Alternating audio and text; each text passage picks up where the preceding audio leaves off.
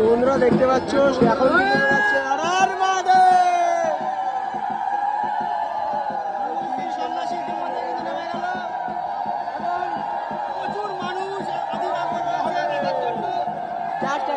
ক্রাউডটা just একবার check করো, দেখা যায় সেরা লেভেলে কিন্তু এখানে প্রায় 1 বছর পর উঠে আসবে আজকে স্বয়ং শিবজি এই শিবপুকুর থেকে।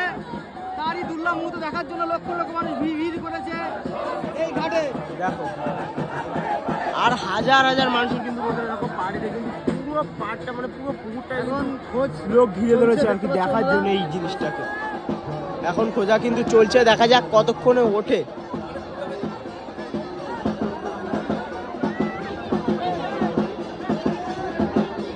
দেখা যাক কতক্ষণে ওঠে। এদিকে দেখো ড্রোনও কিন্তু ওড়াচ্ছে, ড্রোন শট নেওয়া হচ্ছে। কারা কারা আশেপাশে কমেন্ট করে জানো। চলো ভাই।